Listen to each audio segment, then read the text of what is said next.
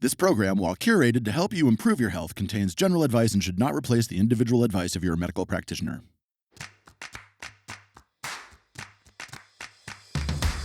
We are more than the muscle and bones in our body. The common thing that comes up, and it's so true in the story of my life, is this feeling that we're not good enough. So the mother is the protector. She's the one that holds all of life. The crone is the woman that doesn't need to apologise anymore. Sometimes I think the best thing we can do to heal ourselves is just get out of the goddamn way. In life, it's normal to have ups and downs. But what do we do when we get stuck? I've always been fascinated by the healing journey. Why do some people get better while others fail to make the shift?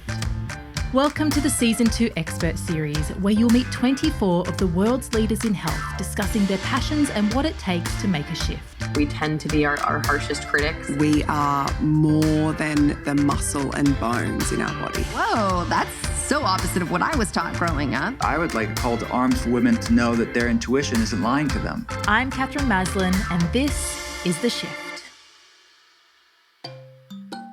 Hi, I'm Catherine Maslin, naturopath, author, and host of The Shift. In the Expert Series, we share the insight, stories, and expertise of each of our amazing experts. We're talking doctors, authors, naturopaths, researchers, and thought leaders. You may have heard them on Season 2 of The Shift, where we took snippets of these interviews to put them together in the series for you. If you haven't listened to Season 2 yet, I'd highly recommend checking out Episode 1, which will give you an overview of what constitutes women's hormonal health and a sneak peek into the series.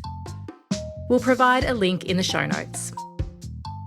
Kate Reardon is a qualified practitioner of naturopathy and nutritional medicine, an intuitive metaphysical healer, best-selling author, international speaker, facilitator, yoga teacher, devoted mother, and host of the Lean In podcast. Renowned for her holistic approach to healing, Kate has 2 bachelor degrees in health science, specialising in complementary medicine, naturopathy, and nutritional medicine. She is the co-founder and managing director of Natural Instinct Wellbeing, an internationally acclaimed and award-winning private detox, fasting, health, and wellness retreat centre in Bali. This place is a game changer, and I've personally done 5 fasting retreats at Natural Instinct Healing over the years. Kate has graced the cover of magazines, been a key wellness advocate in media, and is the author of The Essential Cleanse, which includes a foreword from Sarah Ferguson, the Duchess of York.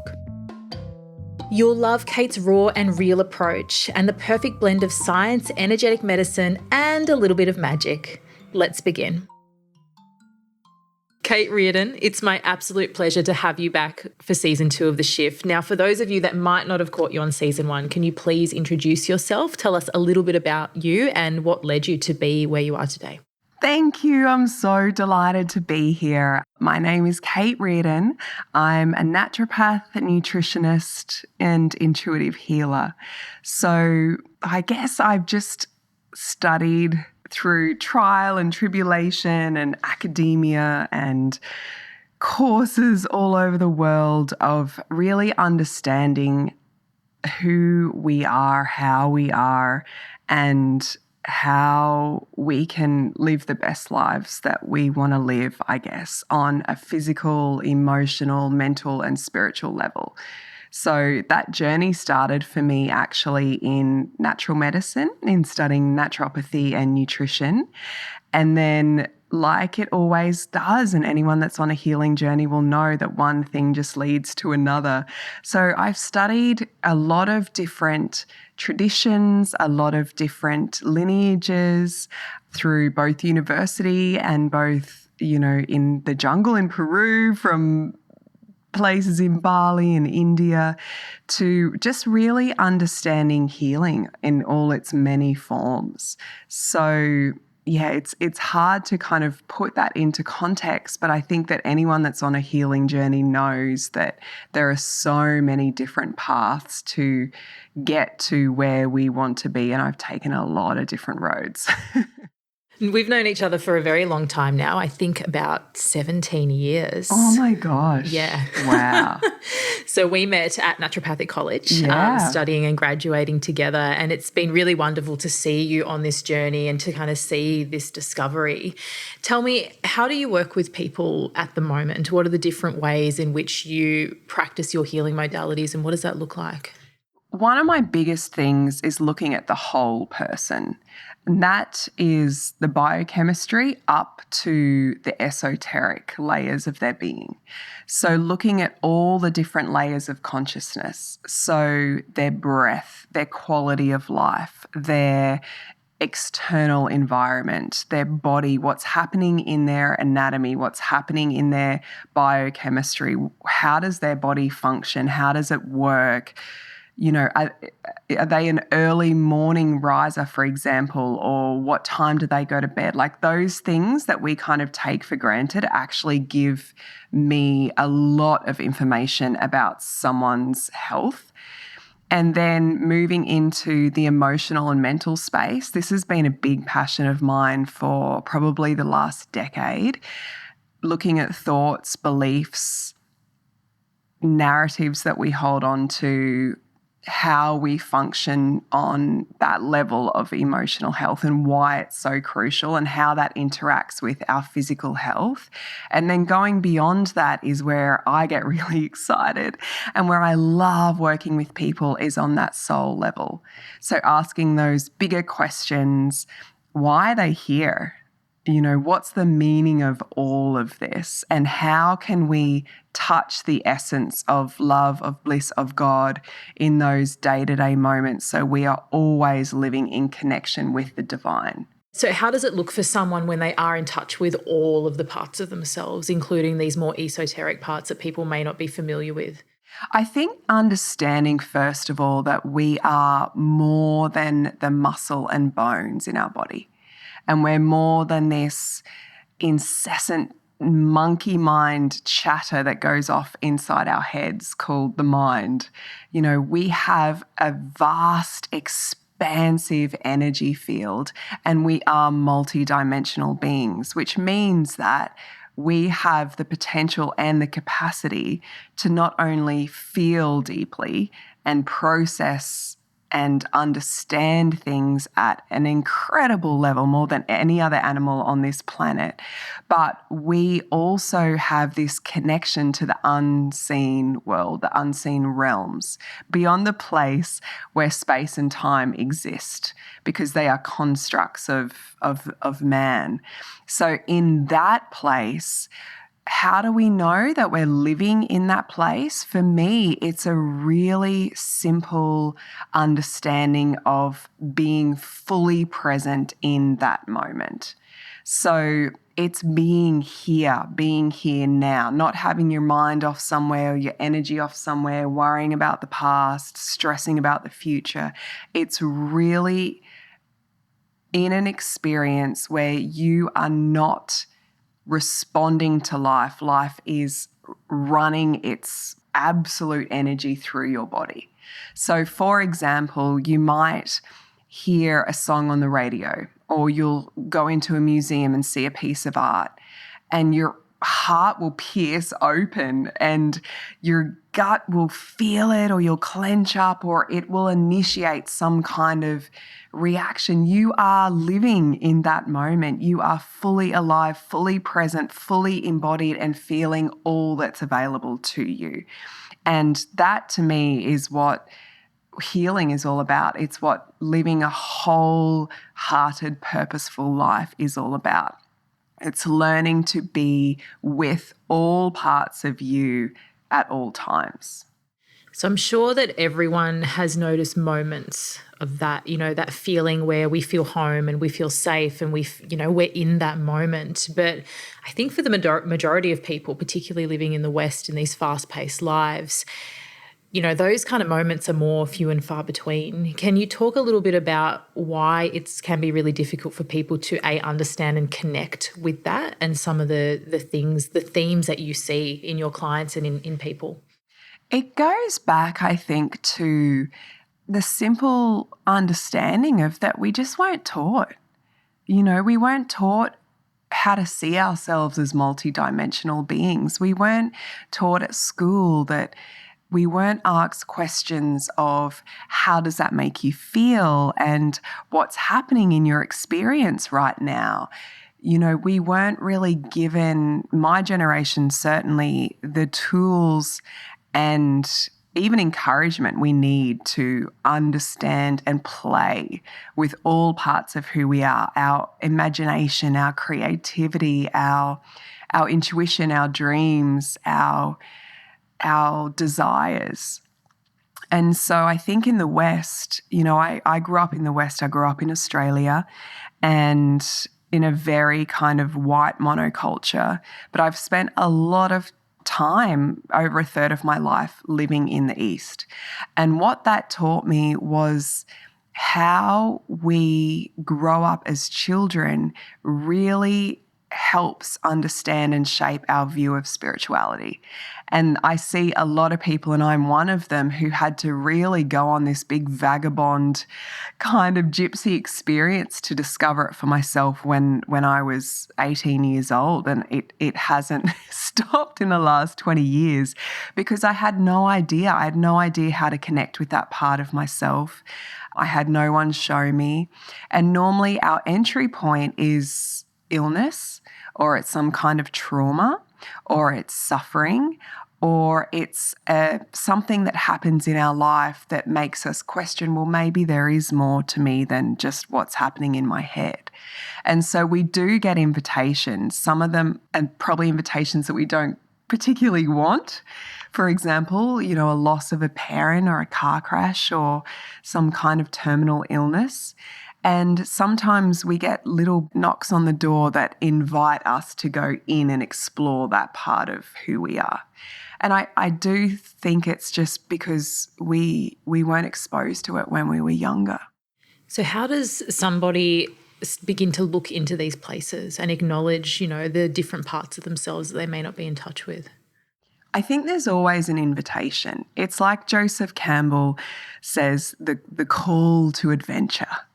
And for me, that is what I see in patients. I have run fasting retreats in Bali for the last 11 years.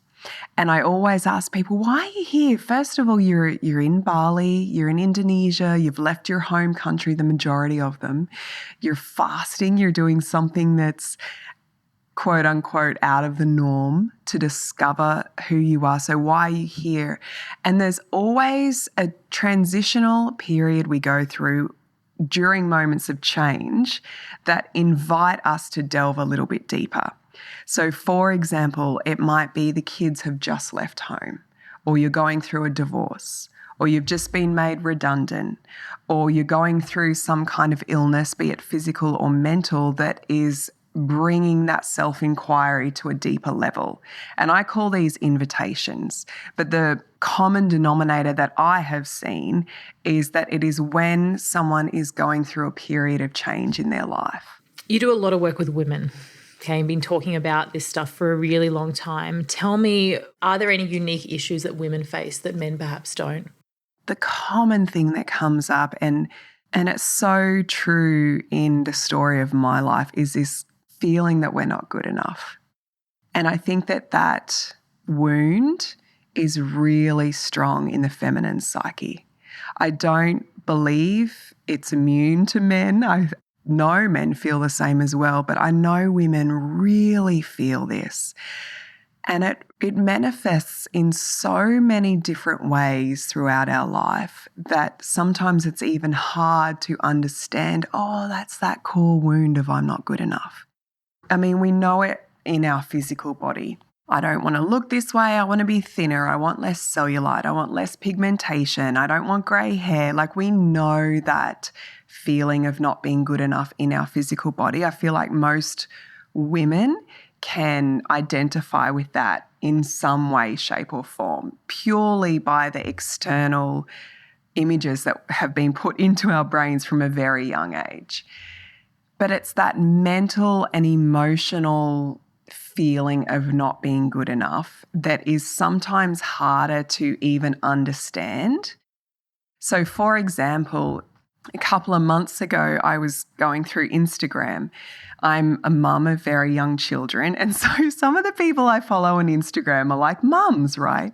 And they're doing craft stuff with their kids and they've got these beautiful playrooms and everything's pastel and orderly and gorgeous. And my house is the complete opposite of that. I like to call it creative chaos. But it doesn't look like that. It's not clean. There's like all the colors aren't lined up perfectly.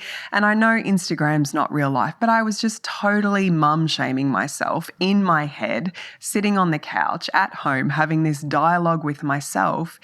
And then I'm going down this whole spiral of like, oh, and their kids, like, look how neatly their shoes are lined up and they've got beautiful clothes and my kids are still wearing yesterday's pajamas, just like totally mum shaming myself and thinking this is my wound of not being good enough. It didn't matter what image I was looking at. It could have been a girl at a beach in a bikini. It could have been this beautiful lady's house. It could have been, I don't know, a green juice that I didn't have that day. But whatever image I was looking at, that wound was looking for evidence to prove what I was feeling is that I'm not good enough.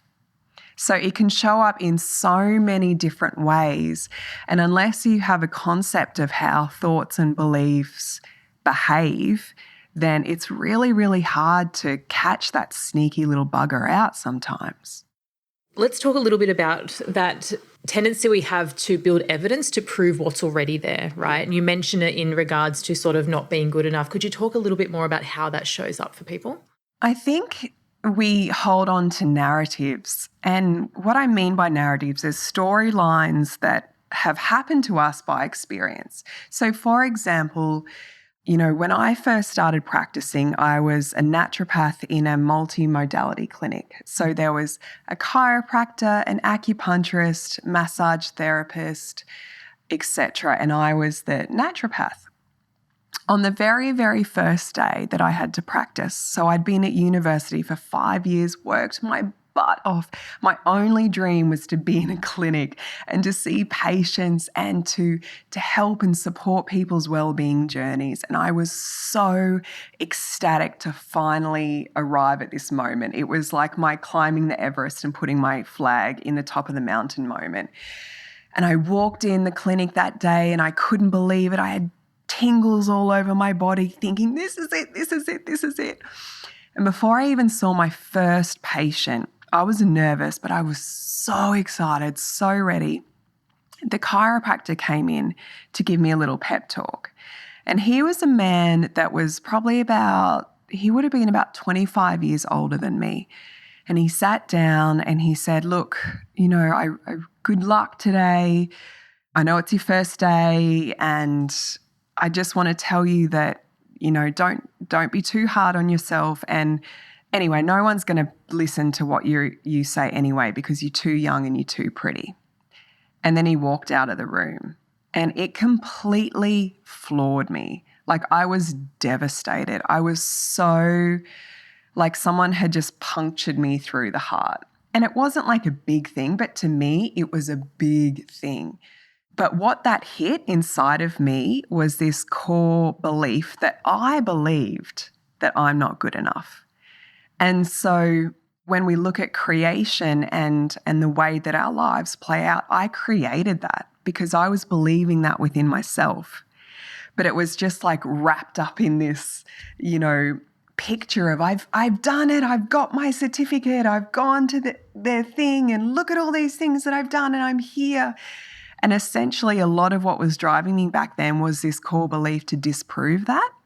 So it happens in so many different ways. And it's really the only way that we can really understand it for ourselves, because my core wound of not being good enough is going to be different and play out differently to yours. It's constant self-inquiry and self-reflection. If we're not looking at how we behave, looking at conversations we've had, pattern recognition, having good solid friends that can call us out on our shit, if we're not willing to really go through and explore ourselves with this tendency of love and compassion, then we don't really know. We're just in the dark all the time. And it wasn't until years later and through a lot of self-inquiry and a lot of self-reflection that I could see, that girl in that clinic that day that was me, she didn't feel good enough. And so that's why that happened to me, to show her again, that this wound needs attention, needs some love. Want to look deeper into your own health? Our virtual naturopathic team help people all over the world to shift their health and their lives. We offer a 90-minute online discovery and diagnostic session where you can find out where you're at, why things are happening, and what you need to do about it. Everyone is an individual, and sometimes it can help to have someone break down your journey and see where you need to head next. To find out more, go to theshiftclinic.com and click on Clinic. Let's talk about the different stages of life that women go through in particular, right? As we have wombs, there's a few things that we experience that are quite unique, compared to men. Can you talk me through some of those major life stages and how you see them? I think as women, a lot of our physiological stages in life are celebrated in various different ways. I still don't think they're celebrated enough, but they're acknowledged. So our first bleed, for example, when we start our menstrual cycle, maybe the first time that we have sex when we lose our virginity, definitely pregnancy, you can't kind of hide or avoid that one, birth, postpartum, menopause. I mean, these are all things that we know that happen to us as women. I know that I'm going to go through this trajectory and these particular anatomical, physiological things are going to happen to my body. However, what's really, really missing from that is the mysticism, the ceremony and the ritual. And this is probably even more important in understanding as women so that we can fully be our whole selves. The first stage is the maiden. It's that virgin energy, that curiosity, that beautiful pureness, that wholeness. It's often depicted in art, in fairy tales, as the princess or the virgin bride or the Snow Whites and the Cinderellas. They're beautiful, untouched, pure beauty that people want to take advantage of and are terrified and want to experience all at the same time. The maiden energy, I always describe it like spring. It's like the butterflies have come out and there's wonder in the air, there's music, there's flowers, there's possibility, there's potential, there is life. There's so much life there. There's also naivety. There's not really knowing. There's not potentially deep trust. The maiden hasn't walked very far along the road. She's still very fresh and very new.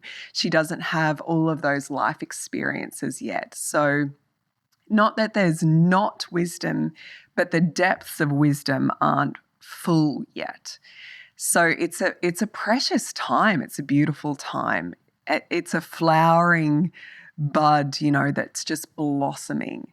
And you see it when breasts grow, when hips grow, when a woman is really coming of age and their body changes, but their energy changes too. And it's so beautiful.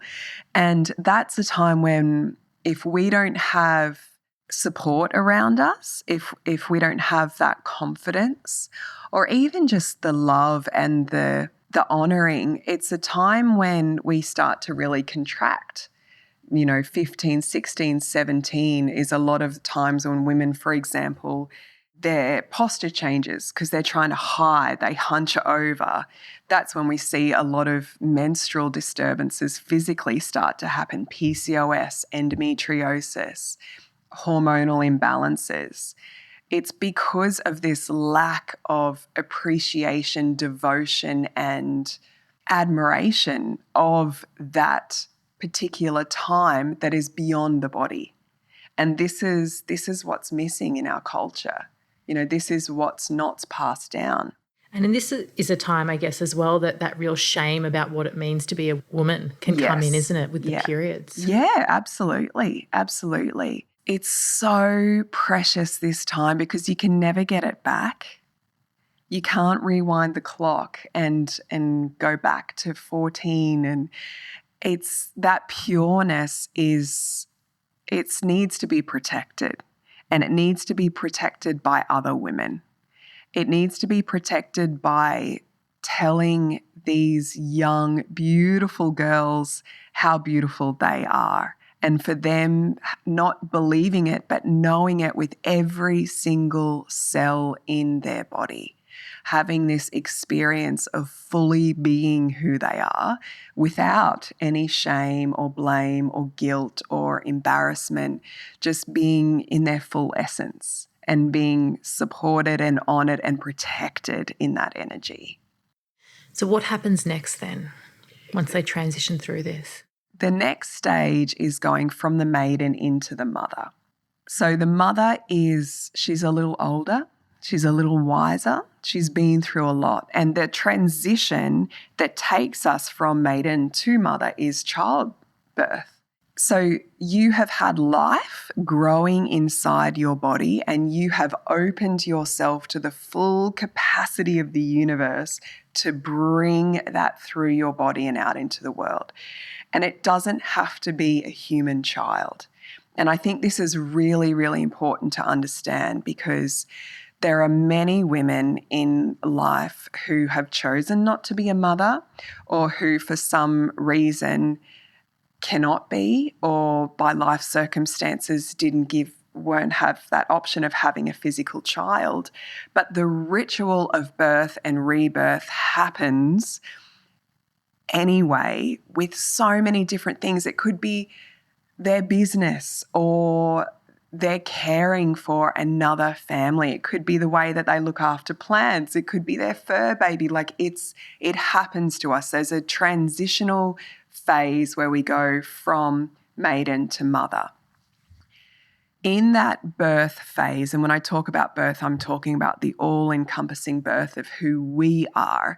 We have to open so wide that we rediscover everything new about ourselves. And that can be really hard transition to go through, because everything we thought we knew was truth has been turned on its head.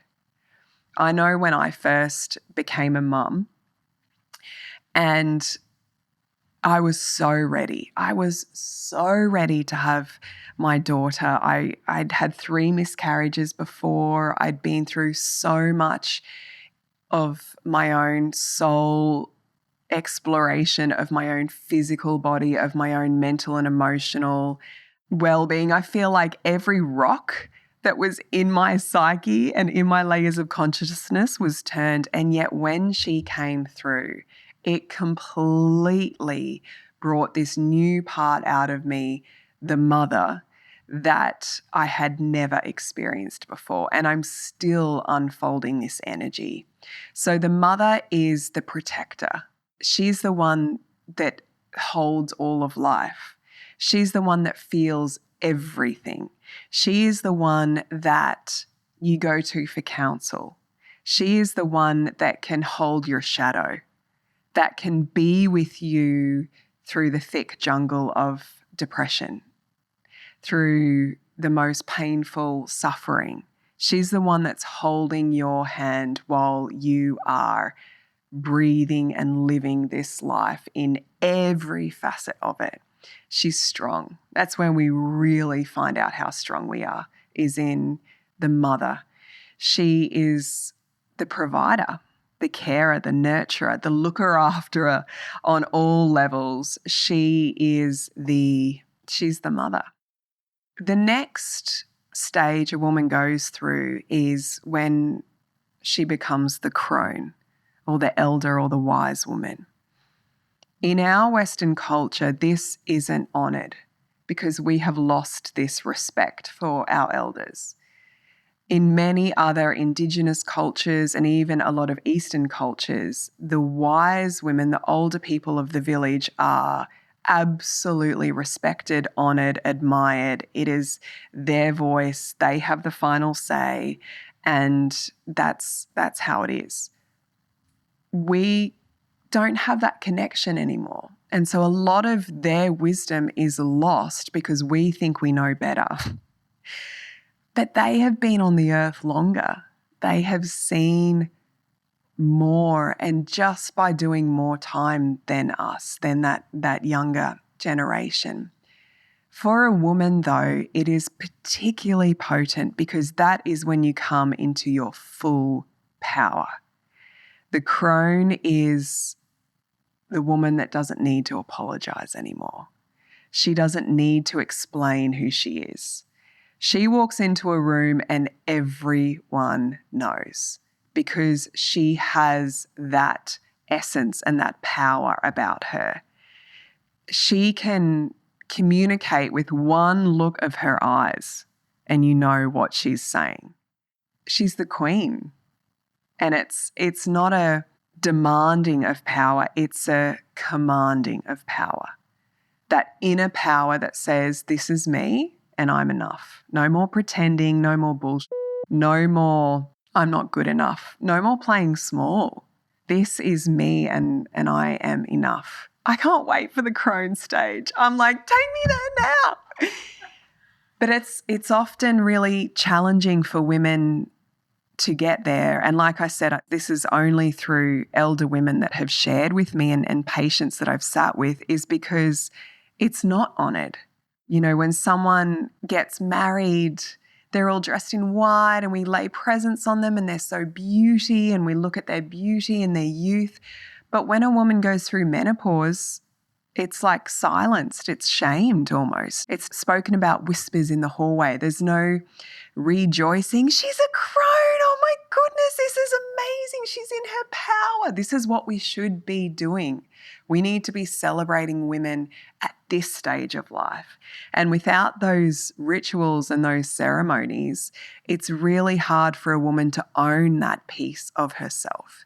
She has to do an enormous amount of inner work to get to that point where she is able to say, this is me and this is who I am, and be naked in her complete acceptance and self-love of herself. Let's talk about that and the dysfunction that's led to this complete shunning. And as you said, it's the opposite of that, actually. Women fear that menopausal transition. They fear that time of their lives when they're moving into this wise woman, and they don't know themselves, right? And there's this whole process of either coming home or just staying in that not good enough and not progressing. Well, that's what I've observed anyway. I'm not sure if you have the same. What has gone wrong? We're in a youth-obsessed culture and it's an addiction. We're addicted to the youth. We're addicted to things that are young and beautiful. We're addicted to seeing shiny, new things that are up and coming. All of a sudden, a lady's wrinkles and saggy boobs and pigmentation and grey hairs, who wants to see that? It's our perception of what beauty is. It's our perception of what power is. A lot of the times, a lot of the messages we get day to day is that youth is power. But actually, wisdom, embodied truth, love, acceptance, wholeness, I mean, that's power to me. If I see a woman that is in that matriarchal transition, heading into her wise woman, heading into the crone, if I see a woman that has finally accepted that she doesn't have to apologize for herself anymore, I just want to bend down and kiss her feet because it is so refreshing. And we've seen these women. They're few and far between, but we've seen them. They're those women that come into the room and you just feel like, oh, I'm going to listen to every single word that she says because there's something about her that's just so tantalizing and desirable. And it's not her looks. It's not her youth. It's not the clothes that she has on her body. It's not the diamonds on her hand. It's her energy. And that is what we need to really, really celebrate. And that's what this whole menopausal period is all about. It's the transition. It's the ritual into owning that part of ourselves. Being a younger woman, I need someone to show me the way. I need those elders to take me through that, to hold my hand, to walk that transition. I don't know how to do that for myself at this point in time. I'm trying every single day. But we need those intergenerational connections to help us understand the full spectrum of the feminine psyche. And this has become even more ingrained in my own quest for understanding it, because I'm a mother of 3 daughters and they're still tiny. I mean, my youngest is 8 weeks old and I'm petrified. And so I know that I need to be surrounded by strong, powerful women, because I need a legacy of women that are going to show my daughters, not just me. And that's why we need to come together as women. And how do we do that? Through ceremony, through ritual, whatever that looks like. It's not a religious experience. It's a coming together. It's a breaking bread. It's a being together in these intergenerational days, in the old days of the red tent, where we can see, honor, feel, experience, and celebrate all of us in every single stage, not just the youth-obsessed culture that gets all of the microphone and all of the airtime. One of the things that you talk about a lot with your work is the womb and its role in health, well-being, vitality. Can you tell me a little bit about the womb and its role for all of us as women? My journey into really exploring the womb space happened when I had my first miscarriage. I was 30 years old. And so I'd been studying natural medicine. I'd been through looking at the menstrual cycle, going through all of the different stages, studying anatomy, studying female anatomy, female yoga, a lot of specific female lineages, a lot of practices like yoni steaming and, self-massage and de-armoring of the vagina and all of these things. But it was still on that level of mind and body. So I understood that I had a womb. I understood what my female anatomy was. I had to learn how to get intimate with that part of myself without feeling dirty and without feeling ashamed and without feeling like there was something wrong with me, because I had all those messages when I was a child.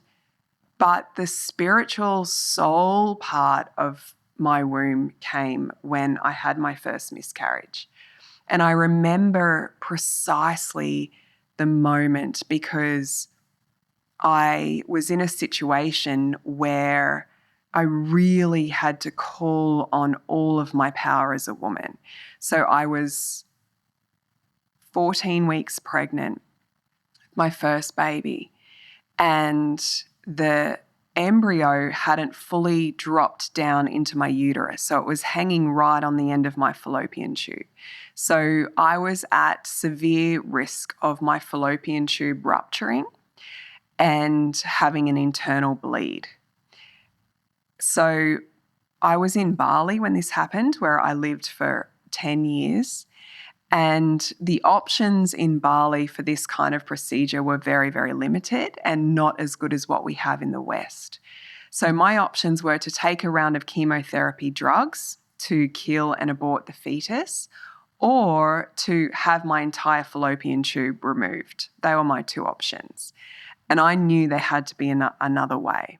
I'm a healer. I have seen miracles occur before my very eyes, and I had to dig deep within myself to find what was going to bring healing into this misalignment within my being. And what I found through crying, through meditation, through taking herbs, through crying more, through journaling, through yelling, through screaming, through my black night of the soul, was that not only are we multidimensional beings, but our quote unquote spiritual health is as crucial, as important, as necessary to examine on a day-to-day basis as our physical and mental health. We know we need to take care of our bodies. We know we need to take care of our mental health now. That's kind of been a buzz thing for the last 5 years or so. But our spiritual health is also a requirement because it is a part of who we are. So my entry into that came through the womb. And what I discovered was this unbelievable source of power. I had no idea how powerful I was. I had no idea what I was capable of. I just kept believing the old thoughts in my head. I'm not good enough. Keep striving, keep proving, keep pushing. But when I really allowed myself to let go and surrender into all that I was, really strip off the armor, really take every mask I had ever worn in my life of how I'm meant to be, how others want me to be, really get naked, that's when I really understood the power of the womb, because finally she was free and she wasn't suppressed anymore. And that's when the real miracles in my life started to happen. Sometimes I think the best thing we can do to heal ourselves is just get out of the goddamn way, because our intelligence of our spiritual essence is so far beyond what our mind can conceive. One of my mindfulness teachers says, our mind is one grain of sand. It's one grain of sand, but we are the ocean. And we have to remember that. And so the womb is a space where we create life from. It is a space where we have more power, inner power, embodied power and love than we could ever feel. It is the space where life flows through us. And you think about our capacity as women, whether or not you become a biological mother, you can create life. I mean, that's extraordinary. And yes, not everyone can do that, but they have the energy to do that in some way, shape, or form. Even if they can't create a biological child, they still have the potential to create life. And that to me is just, it's magic. And we need to remember that about ourselves every single day. Some mornings I have to wake up and just give myself a big pep talk and go, you know what? You just built this baby and pushed it out and you're pretty awesome. So don't go on about how big your hips are or how much cellulite's happening or, your face isn't looking as good as you want it to be, because you created life. And if you can't love yourself now, then you've got some serious work to do. Have you listened to season 1 of The Shift? If you're enjoying this conversation, you'll love season 1, where we deep dive into the field of gut health with 24 of the world leaders in this area. Once you're done, head back to your podcast app and find episode 1. It's a great place to start. A lot of the deep work you do is around identifying, releasing, moving through trauma. Can you explain to me, what does trauma mean to you, or how do you see it show up, or what are the different ways in which trauma can present for people? Trauma is something that I think we're probably just starting to really delve into on a scientific level, on an anecdotal level, and also in the healing realms. And I think it's probably because we've become so deep in our healing journeys that we're ready to look at some of those aspects of ourselves. To heal trauma, you really have to be ready. You can't go and heal a huge trauma when the wound is bleeding and ripped open. You have to wait for that wound to heal a little bit, for the skin to grow, for it to stop bleeding before you can really start to look at, why did this happen? How did I let this happen? How can I not let this happen again? And so for me, whichever way you spin that, whether it's a physical trauma, whether it's an emotional trauma, whether it's an experiential trauma like sexual abuse or emotional abuse, physical abuse, a part of you has to be ready to really look at the full spectrum of that healing. So to me, it's a contraction in some part of our being that's stopping life force from flowing through. And it's also a deep invitation to heal when you're ready. When someone's trying to heal from trauma in the wound, where do they start? What are the different pieces that they need to look at as a part of this? The way that I view trauma is the way that I view healing. You need to look at ourselves, the specific trauma, through a multi-dimensional lens. That means, how's it showing up in the body? How's it showing up in the emotional and mental parts of who you are? How's it showing up on the psyche, soul, spiritual level? A lot of people look at physical trauma, and for example, 2 years ago, I had a really bad motorbike accident. I came off my bike in Bali. A dog ran out in front of me. I was driving a scooter. I was going quite fast, and I had to swerve to not hit this dog. And I came crashing down and shattered all of my right knee, my right shoulder, and I hit my head. Luckily, I was wearing a helmet. And so I had a very physical trauma, right? It was very visible. I had a smashed up kneecap. It was purple. It was blue. I had grazes all over my body. I had gravel rash. I had a black eye. It was a very physical trauma you could see on my body.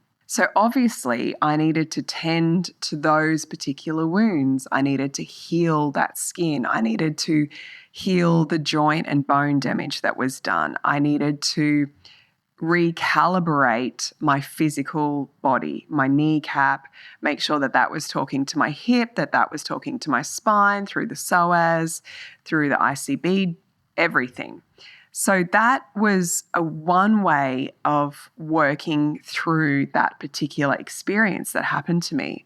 But what also happened was I had nightmares every night that I was going to die on that bike. So I had this huge fear of death come up. And every single night as I was going to bed for about 2 weeks after that accident, I would crash that bike.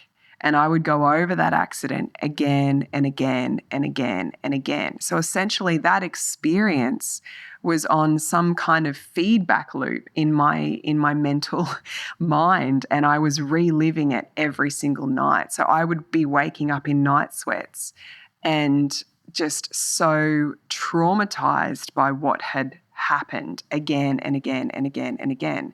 So I had to look at that aspect. I had to find that equilibrium within my nervous system that allowed my mind and that part of me to feel safe again. I had to really learn how to, just like you would soothe a child that's upset, to soothe that part of myself, to say, it's okay, I'm here. You didn't die. You're okay. Yes, you're in pain, but you're here. It's okay. And then I thought that was great. Okay, it took a couple of months, but I was walking again. All my wounds that I had inflicted felt great. I was all good. And then I started dreaming. And these dreams, I was always driving something that I wasn't in control of. And I couldn't find the brake. And I couldn't find the direction. There was no map, no compass. And I was scared and I was lonely. And I'd wake up and I'd feel good and normal and I'd forget about those dreams. They'd just disintegrate every morning. And every night when I went into that dream space, I would have these dreams again. The dream world is so fascinating because a lot of it, and Carl Jung really coined this term, that he said this is where our psyche talks to us. This is where our soul gets to come through and have a say. And so you watch your dreams and the symbolism and how they make you feel, because they give you so much access into that part of who you are. So I was looking at these dreams, and on a spiritual level, I was lost. I was going through a real identity crisis. I was coming out of one particular transition in my life and going into another. I had no idea which direction I was going to. I felt lonely. I felt isolated. None of this was felt in my waking life, but it was present in the spiritual aspect of who I was. So this quote unquote trauma, this motorbike accident had triggered physical, emotional, mental, and spiritual things within me. I wasn't ready to look at that sense of helplessness, loneliness, or that feeling of I'm not in control, I don't know where I'm going, for many, many months after my accident. I had to really feel safe, feel like I was okay, feel like no matter what outcome happened, I was going to be okay. And then that shadow aspect showed itself to me, and I was able to meet it with the help of a really good therapist and a dream analyst and an emotional healer. So every instance that happens in our life has a physical, an emotional, and a spiritual connotation to it. And that includes the traumatic events that we have, or even the ancestral trauma that we carry, or the generational trauma that we carry. It penetrates all parts of us. So when we're healing through trauma, we need to really look at all of those different parts to truly get to the depths of where we can start to regenerate ourselves again.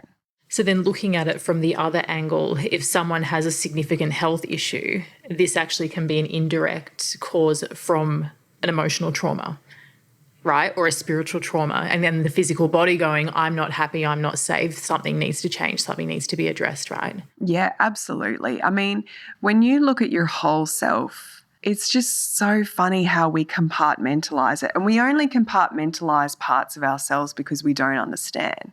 So for example, if you're like, yeah, I'm really happy at work, but every time you go to work, you've got a headache, your acne flares up, you can't digest your food properly, you're tired all the time.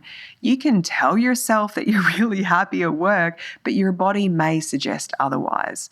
So to be in one's wholeness is this connection and communication between all these parts of ourselves. And when you open those channels of communication, you see how multidimensional we are. You see how that dream you had last night affects how your physical body feels today, affects what's happening in that emotional field. It's like when you're feeling really good, when you're feeling amazing, you've probably met the most fantastic guy and you're having awesome sex and you're just like, this is fantastic. Yes, there's pheromones and hormones and all these beautiful cascade of biochemical reactions that are happening, but your coffee tastes better and the sky's bluer. And your favorite song is always on the radio because you are open to feeling that love and that experience in all your different layers. And vice versa, when you go down and that black cloud comes over, it's going to affect your mood, your energy, what you put out, what you give back, what you receive. We're so multidimensional. When you look at that in terms of relationships and intimacy, what happens to one person is going to happen, is going to be felt within you, especially if you're intimate in those sexual encounters that we have with people. That's why it's so important to maintain not only healthy, clear sexual boundaries and boundaries in every area of our life, but keep those channels of communication within ourselves open. How am I feeling in my body today? What's happening in my mind? Is everything okay there? What do I need to feel more peaceful, to feel more loving, to feel more safe? What about my spiritual health? When was the last time I meditated? When was the last time I went for a walk on the beach and just let life flow out with that wave and do a little bit of an energetic cleanse for myself? the more that we're able to give and to fill up all of those parts of ourselves, the clearer the communication channels are and the better experience we have of life. And that way, when life throws us around, throws those curveballs, sends in those tsunami waves to knock us over, we can handle it so much better. Not by coming out the other end completely exhausted and shattered, but by just finding a slipstream and flow and staying connected to all of who we are, the love, the trust, the safety at all times throughout the journey, even when it's rough, even when those seas are stormy. If you could give just one piece of advice to someone who wanted to make a shift in their life, what would it be? A question that I ask myself, and it's a really simple question, but it has yielded such potent, beautiful things in my life, is how can I be more kind to myself today? And when I started asking myself that question, and it was little things, go slower, drink more water, go and buy yourself some flowers, write yourself a card, whatever it is. But when I started showing up to myself in that way, this trust, connection, feeling just comes over me, and I feel love. And I know when I look in the mirror, like, my body looks better, my skin looks brighter, my eyes look brighter, and it all stems from kindness. Often as women, we're so easily and effortlessly capable of giving kindness to others, but we often forget about ourselves, especially as mothers. And so that simple question of how can I be more kind to myself today, and then doing that thing, whatever that thing is, sleeping in for half an hour extra, maybe even watching a Netflix show, it doesn't have to be like some spiritual practice. It will concrete into your belief system that you are enough. And I think that's a pretty potent spiritual practice to do on the day-to-day. So simple but so powerful. Yeah, totally.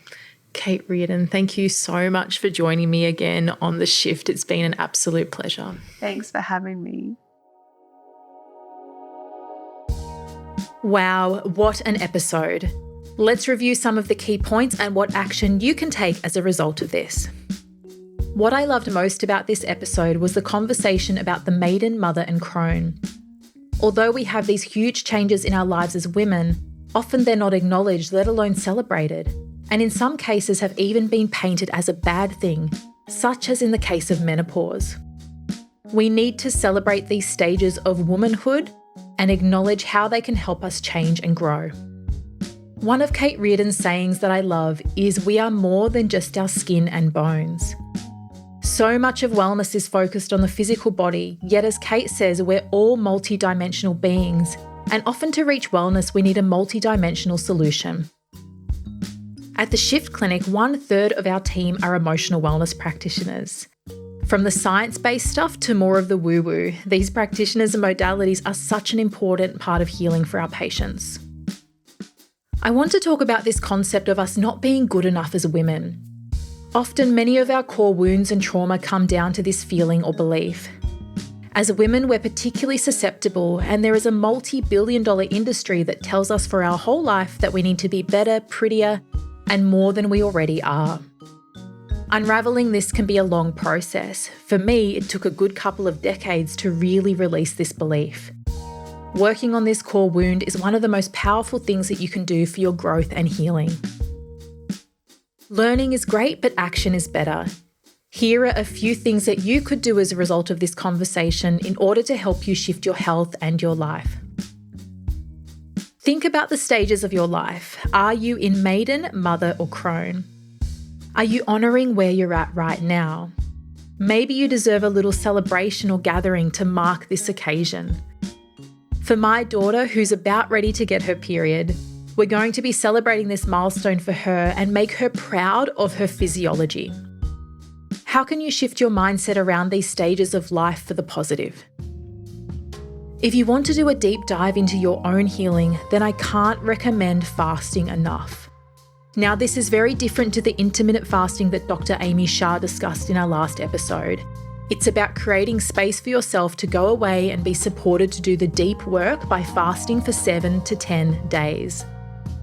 My biggest breakthroughs have been on retreat with Kate and her team, and doing fasting in a supportive environment is arguably the most valuable thing that you can do for your physical and emotional health. You can check out Kate's expert series episode from season 1 for more on this. Lastly, be kind to yourself. As women, we can be our own harshest critics, and this needs to stop. Observe your internal dialogue. Your thoughts are very powerful, and we want to try and shift our mindset from judgment or even self-loathing into appreciation and self-love. This is not an overnight journey, but one that can begin right now. A huge thank you to Kate Reardon for joining us again on The Shift. You can learn more about Kate at katereardon.com or follow her on Instagram at katereardonloves. Kate and her partner Pat are currently building an amazing new retreat centre in Bali. I jump on their mailing list at naturalinstincthealing.com to be kept in the loop and see when their upcoming retreats are being held. If you like this episode, please let us know by sharing on social media and tagging Kate and myself, Catherine Maslin, or The Shift Clinic so we can hear what you have to say. Or you can leave a comment on Spotify or a review on Apple Podcasts. In our next expert series on The Shift, we have Dr. Nicola Gates, PhD. Nicola is a researcher and author, and the conversations we have around the way that we exist as humans and how this impacts us as women are very enlightening. Make sure you tune in. Coming up on The Shift. All the research shows the presence of older women in a young child's life, they improve the well-being and survival and health of that child. A good relationship will reduce your risk of morbidities and will extend your lifespan. I always say to people, imagine you've got a universe between you and all these things, and you choose what you're taking from that universe into your being, be it body, brain, or mind, or spirit.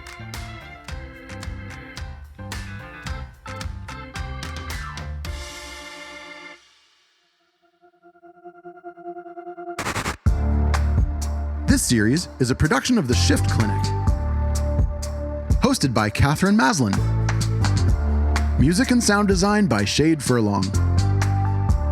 Thank you to all of our experts. For more details on them, go to theshiftclinic.com.